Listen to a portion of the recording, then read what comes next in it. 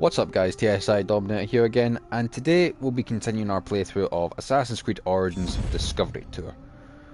Now, I believe we ended last episode by leaping off the lighthouse at Alexandria. Don't know if I'm right on that. If I'm wrong, feel free to comment down below. But today we're just going to jump back into Discovery Tour and continue our lessons on ancient Egypt. If this ever actually loads the fucking main title. Yes, yes. Leave me be.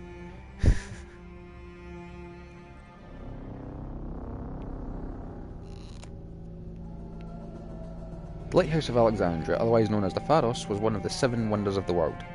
Was? Why isn't it still?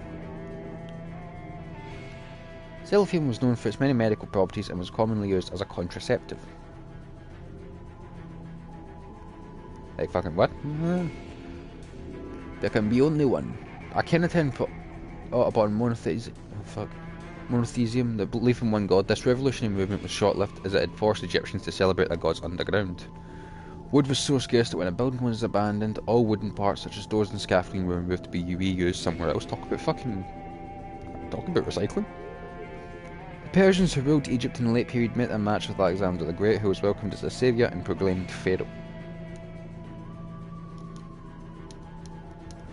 Use signage out to scout the area. Tap up for a bird's eye view of your surroundings, literally.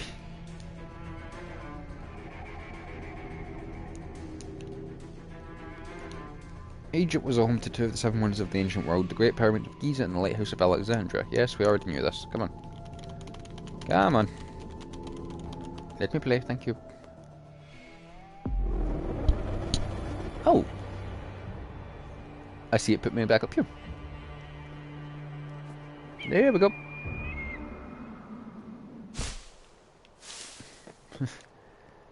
Right. Oh, fuck.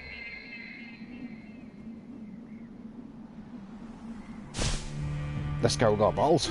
Jumping off that fucking building. Right, how's my passport looking? Right, we've done 7, 14, 16, 26... 31 tours. Not too bad out of 36, 50, 75. Wait, what? Hold on. Did I count that right? 75, right. 75, and we've done 14, 16, 26. That's actually not too bad. 36 out of 75. And I think a lot of them are like really small numbers now. 7, 8, 5, 9, 9, 4, 5, 6, 9, yeah, 11. Oh fuck. We might end up making it our next one. Oh shit, 20. Yeah, we've still got a fair few long ones to do. Oh, 22. I'm not looking forward to doing that one. Alexandria. Yeah, we'll knock off a couple of the big ones today.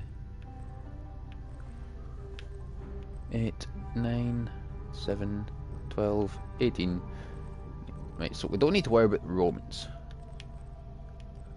It's that one I'm worried about. 20 minutes, oh Christ. Learn about the Siege of Alexandria from Julius Caesar's perspective.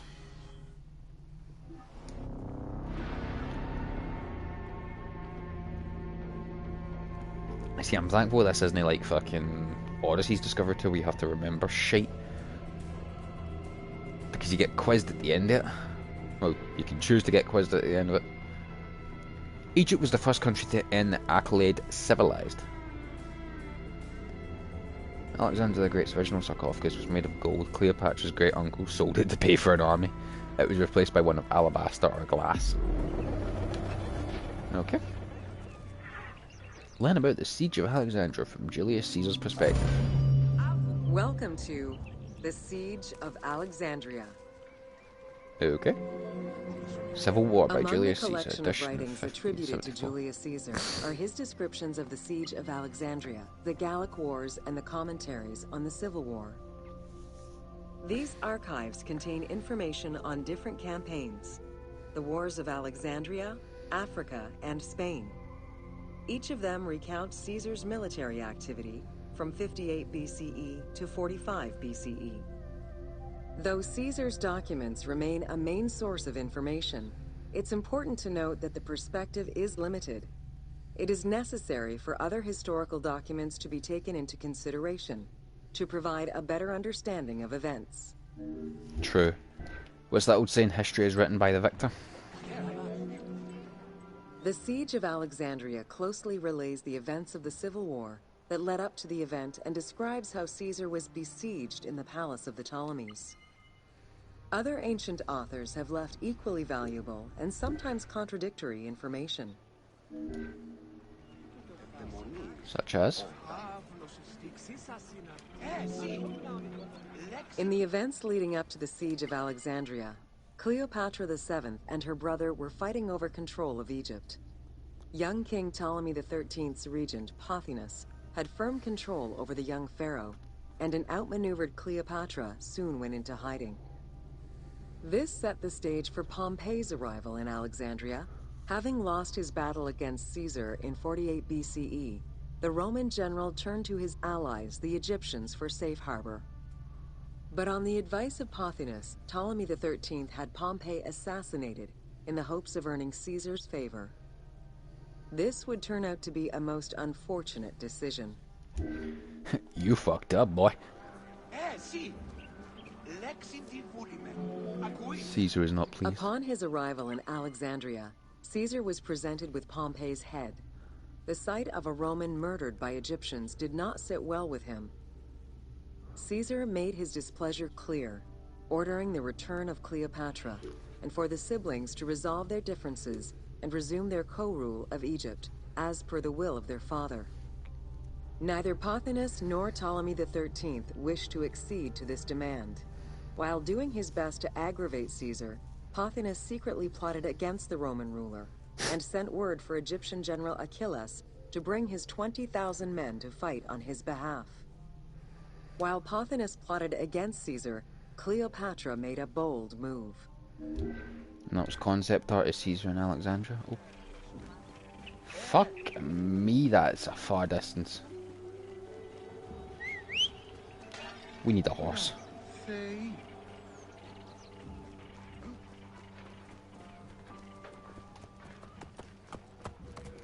Oh, you stupid animal.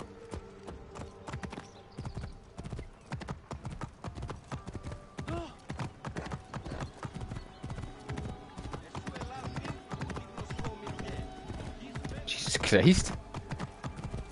Fucking far do you need to go? Kinda want to know what this bold decision was, Cleopatra's. Seems like we've gone all over the fucking joint with this one.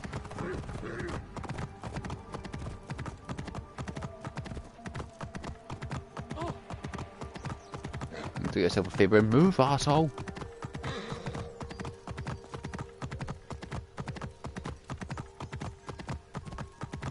These are the royal palaces.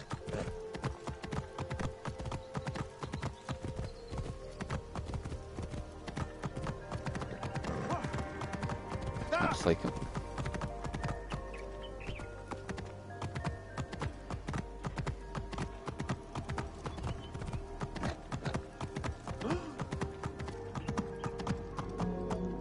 A bold move. There are various descriptions of the encounter between Caesar and Cleopatra.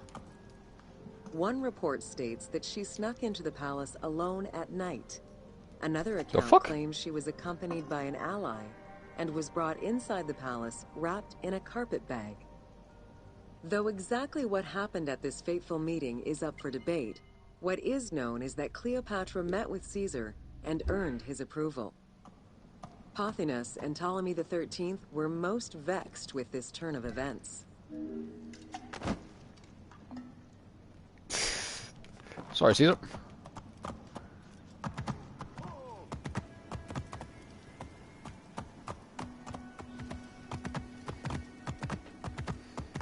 See, I think they expected me to run that entire way. Fuck that.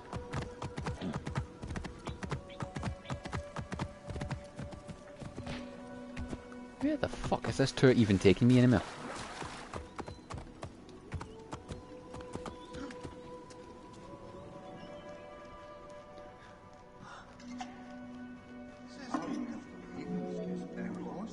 With Cleopatra finally present, Caesar chose to act as mediator between the siblings in the hopes of a peaceful resolution. It did not take long for things to sour. During a banquet given to celebrate the reconciliation, there was an assassination attempt on Caesar. It was the Roman leader's own barber who thwarted the attack. Once it was revealed that the king's regent, Pothinus, had ordered the attack, Caesar had him executed. He then placed the young king under guard.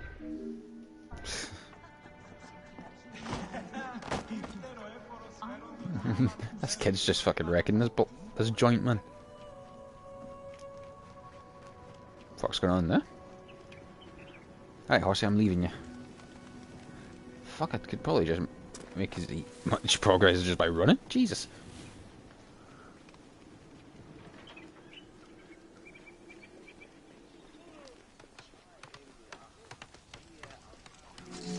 Caught in the palace. Caught within the palace with roughly 4,000 troops, and with the knowledge that the arrival of enemy forces was imminent, Caesar sent for help from Syria, Rhodes, and Cilicia.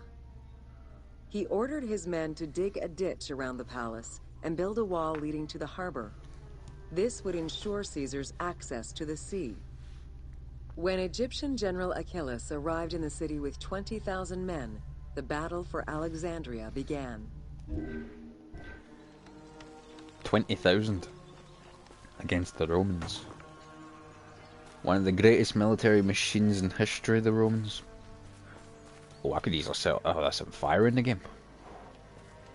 Oh, never mind. It seems like it's burning already. The war begins. With so few men at his disposal, Caesar could not risk a battle just yet. He sent ambassadors to Achilles in the name of Ptolemy to propose a truce.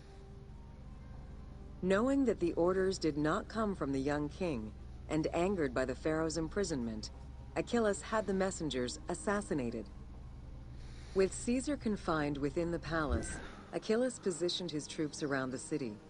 Skirmishes broke out throughout the streets of Alexandria and went on for several days and nights. Though they were outnumbered, Caesar's men were able to hold the enemy back.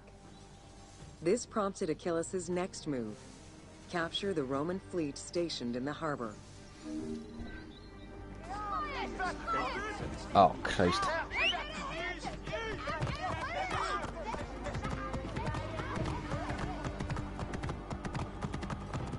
Oh shit, this place is fucking burning.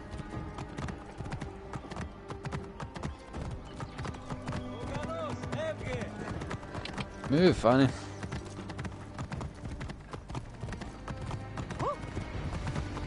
Jesus Christ, and they expected me to run that?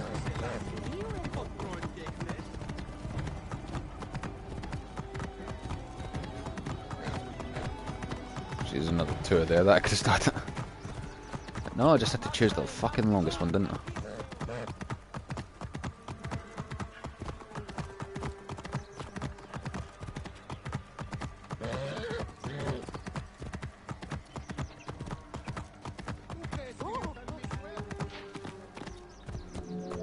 Blocking the port. Although the palace offered protection, losing the port meant the end of help and supplies. Caesar knew he had to protect the fleet. While he and his troops succeeded in regaining control of the port, he knew it would be impossible to sustain. Caesar ordered the burning of the ships. With passage back to the palace closed off, he headed for the lighthouse of Alexandria.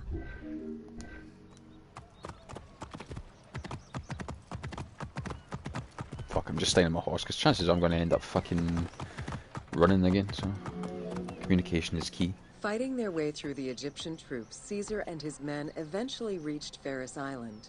There, they took refuge within the lighthouse. With easy access to the open sea, Caesar was able to send messages to his allies requesting reinforcements and more supplies. The island fort also allowed him to control access to the harbor by relying on the chains used by the Egyptians to control ship traffic to and from Alexandria's docks. It's kind of like in Assassin's Creed Revelations when they raised the chain. Oh, hello. Burning of the library. The exact chronology of events during the war in Alexandria remain imprecise. Conflicting accounts raise questions as to when, and even if, the Great Library of Alexandria was burned down at all. One account states that during the fighting, docks and warehouses were burned, and this was the fire that spread to the library. In another account, when Achilles cut off the harbor, Caesar had to leave the safety of the palace to defend his ships. As the enemies battled across the port, their arsenals set ships ablaze, and this destruction spread to the library. Right, we're halfway there. Burning manuscripts. In either case, the Great Library was not completely destroyed. Experts point out that its location was too far from the harbor, and much later texts refer to the Great Library as being intact. Warehouses near the harbor contained manuscript copies awaiting export, and it is more likely that these documents were destroyed than the Great Library itself.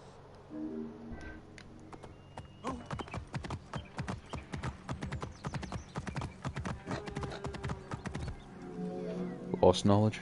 The destruction of the Great Library may have been due to a number of fires over the ages. Its end was probably closer to the 4th century CE, when the Christian Emperor Theodosius I ordered the closure of all pagan temples. While some documents survived after being moved away, it remains unclear just what knowledge may have been lost. That's the gold solidus of Theodosius.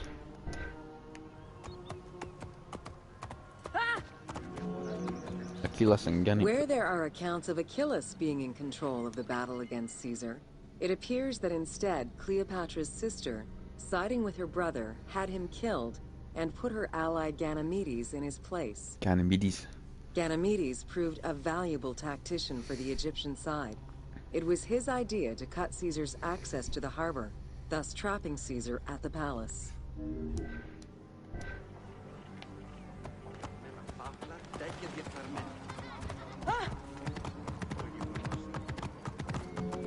Salting the water. During the time of Ptolemy I, canals had been dug throughout Alexandria to provide fresh water.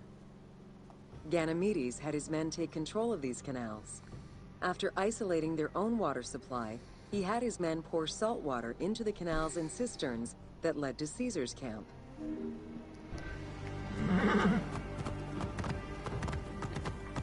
Yeah, I think we might stick in Alexandria for a couple of tours. Panic erupted in Caesar's men. They wouldn't last long without fresh water. Recognizing that the porous limestone could help them, Caesar and his men dug wells to restore their water supply. Days later, the 37th Legion, comprised of Pompey's soldiers, arrived by ship. Unable to come ashore due to the winds, Caesar risked going out to meet them on the peninsula, Cape Chersonese. When the enemy learned Caesar's location, they rushed to intercept. Despite an obvious advantage for the Alexandrians, Caesar, with a Rhodian ship full of skillful sailors, emerged victorious. Legio 37th.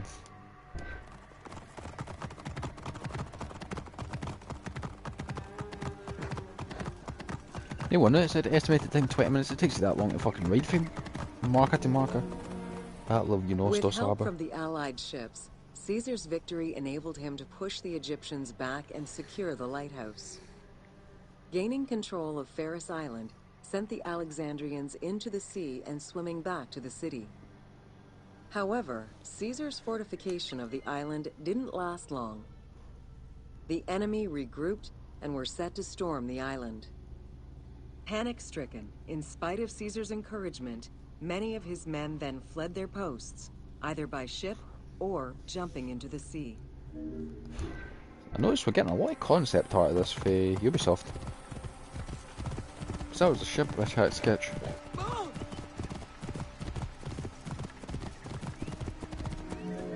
Caesar swimming. Caesar attempted to retreat, but Port Eunostos' harbor was overrun with enemy ships, preventing escape. Reportedly, Caesar gathered his papers and leapt overboard, in an attempt to swim to an Allied ship farther out. Why would you grab your papers if you're going to jump in the water? Cassius Dio claimed that Caesar would have drowned if he hadn't been able to remove his purple garment. Still, he managed to swim the distance and survive. The Alexandrians recovered the cloak and used it as a trophy to commemorate the Roman debacle.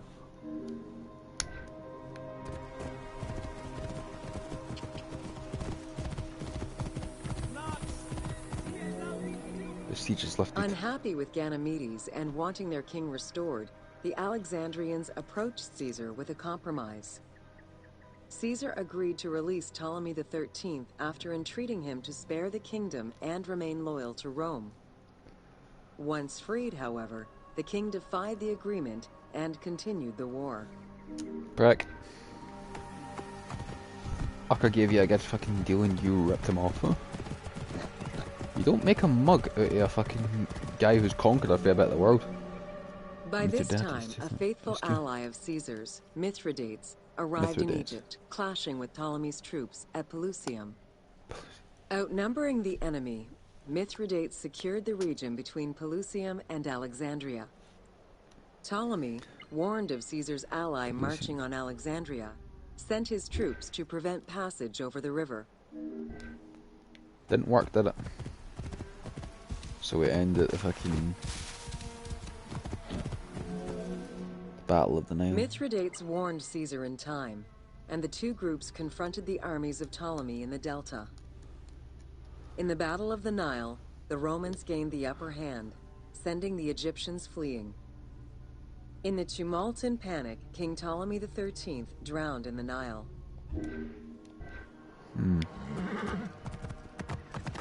And finally, Cleopatra on the throne. After the siege ended, Cleopatra VII married her younger brother, Ptolemy XIV, enabling her to reign over Egypt until 30 BCE. Under her rule, Alexandria settled into its position within the Roman Empire, and eventually surpassed Athens as one of the most important cities in the Roman Empire. Julius Caesar remained in Egypt for a short time. He and Cleopatra would later have a son named Caesarion. Ptolemy Caesarion. Right. There we go. That's probably the longest tour we've got left. Yeah, we'll do a...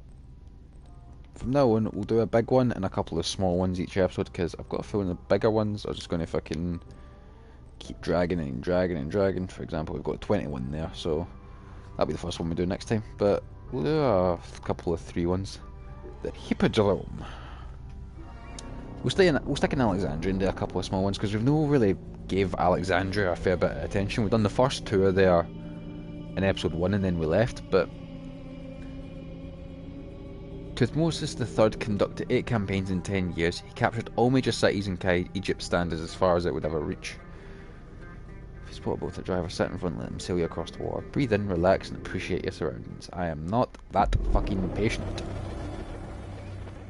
Right, this should only take like 2 minutes, so... Learn about the events held at the Hippodrome. Welcome to the Hippodrome of Alexandria. Thank you.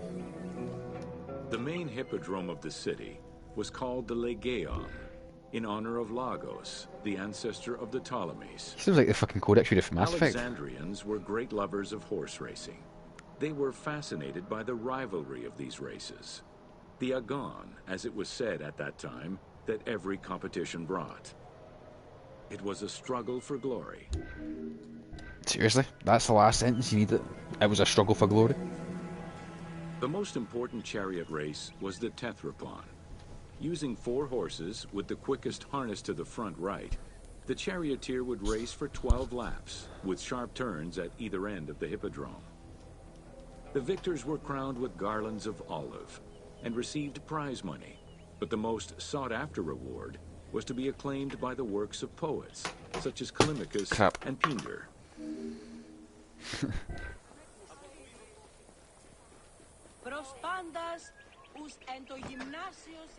Oh bloody hell, do you really need to set such a far distance between these markers? There's like fucking 2 minutes in this tour. Not even. Ye hymns that rule the lyre, what god, what hero, aye, And what man shall we loudly praise?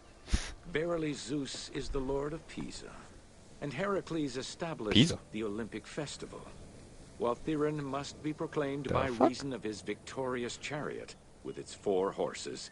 Theron, who is just in his regard for guests, and who is the bulwark of Acragas, the choicest flower of an auspicious line of sires, whose city towers on high, bringing wealth and glory to crown their native merits.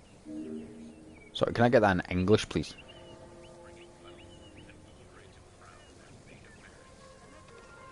Sorry, can I get that in English, please?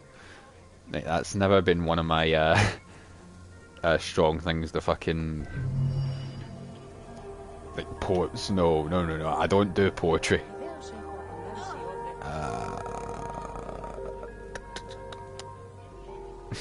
I've got that many playlists here that I can't fucking decide what one to put in. So that's that one. That was quick. Right. If you'll give me just a minute, guys, I need to go to the toilet. Back in a moment.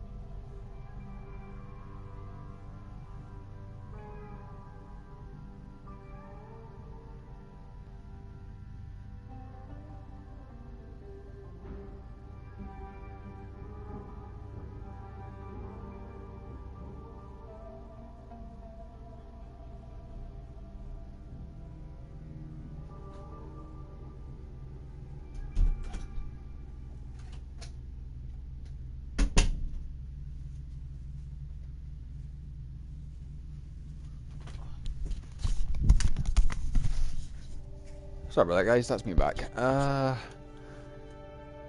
fuck it. Seems the game's picked the next one. Education. Learn how young Alexandrians. Fuck me. Young Alexandrians were educated. Well, what I was about to say isn't this one of the most developed fucking civilizations in the ancient world, but that was Athens, which we will explore in the next Discovery Tour, because once we finish Origins Discovery Tour, we're going to move on to Odysseys. And that'll be fun. Well, can't move immediately onto Odyssey because I will need to uninstall Origins.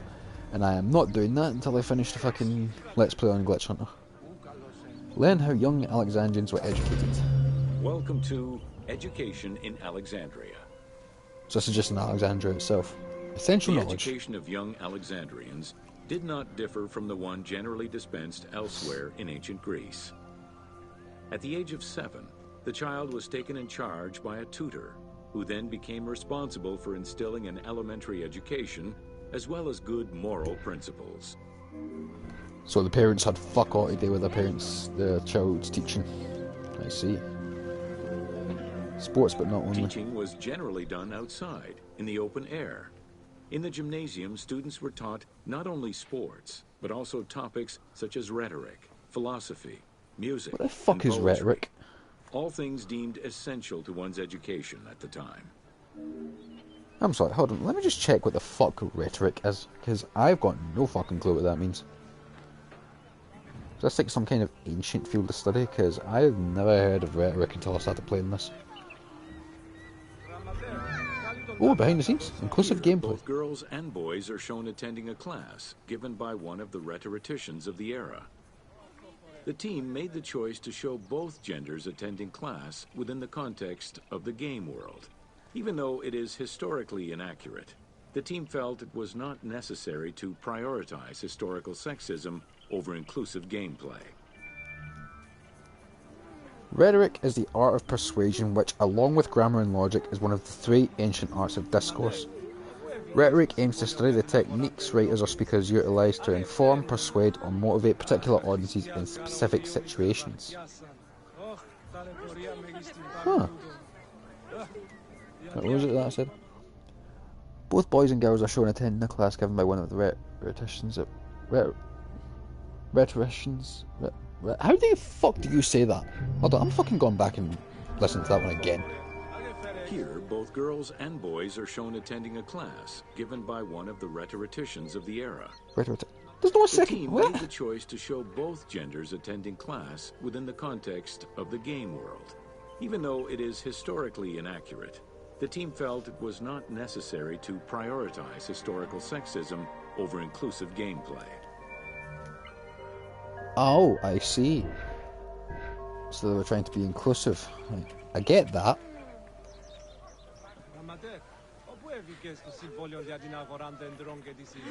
Oh, please. Move, Dick.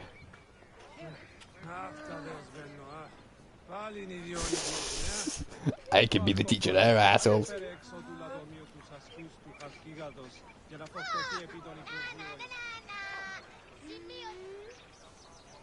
This is all the fucking mathematical and shite. So it's the art of persuasive speaking rhetoric. I see. Right. I was staying in Alexandria, so Cleopatra? No. Commercial hub? No. Islands of Pharos? No. 4. Learn about the Pantheon of Alexandria? Nope. Alright. The Pantheon. I could feel that fucking vibration in my ear there.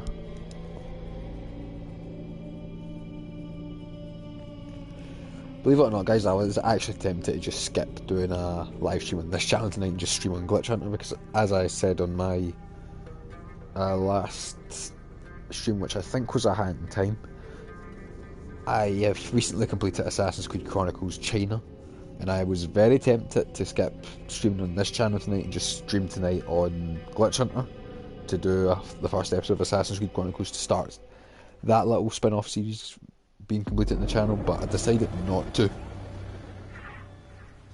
because my schedule is Glitch Hunter, personal Glitch Hunter. What's the Pantheon? Welcome to the Pantheon. Pantheon, okay. Pan. The Pantheon was a temple built in honor of the god Pan, divinity of nature. This Greek god, often represented as a half-man, half-goat, with a beard, horns, and goat's hooves, was considered the protector of shepherds and herds. It's probably the ones that fucked them over. The god with cloven Pan's hooves. attribute was his namesake musical instrument, the pan flute. His temples were usually located in caves and on high mountains, and were frequented by shepherds. It is likely that Mediterranean cults adopted the imagery of Pan to symbolize the Christian devil. Good point, actually. If the guy has horns in it, you'd think he is the devil. An artificial hill. To give proper honor to the god, Alexandrians built an artificial hill upon which they housed his temple to compensate for the flat relief of the city. The artificial mound had the shape of a spinning top or a pine cone, which was accessed by a spiral staircase. The top had a panoramic view of the entire city. Only such heights would be fitting for a mountain god. Very true.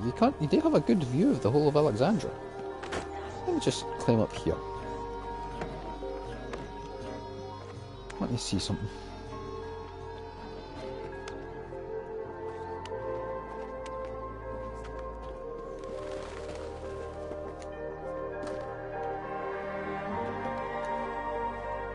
Well, he wasn't wrong. There certainly is a panoramic view. Got the Pharos Lighthouse there. I'm trying to find the Hippodrome. That's one of the forts. Where the fuck's the Hippodrome? Not the Royal Palace there.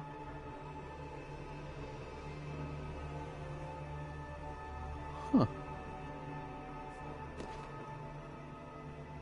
Wait, hold on. Is that the Royal Palace or is that the Royal Palace? Oh, fuck knows. I don't know. Nor am I actually wanting to care. I'm just doing this to educate. This is not on. Right, hold on. 7, 14, 20, 35. 42 is left. Well, that's where we're going to end that there, guys. Again, bit of a short one today. Not really a lot of tours done, but with these tours getting shorter and shorter, we can start to speed through them. But as I said, I'm going to go for the longest ones at the start of each episode to kind of get them out of the way, and then we'll start doing the short ones. So you can expect at least 3 tours an episode. We'll try and do like 2 short ones and 1 big one, with the big one being at the start to kind of not really drag this series out, because I don't want to. It's more the fact that I kind of want to move on to other games. And I hate leaving series unfinished, so it might be that we'll finish this and I'll still have like 3 games that I need to finish, but we will finish Discovery Tour at some point. I can promise you that much. It's just a question of how long this takes, but yeah, as always guys, thanks for watching, stay safe, keep on gaming, like, favourite, subscribe to the channel if you enjoyed, and if you want to see more on the channel like this, consider hitting that notification bell, and that way you'll get an update whenever I post a new video. Also, I'd appreciate it if you would go and follow me on Twitter, at MadmanRoberto12.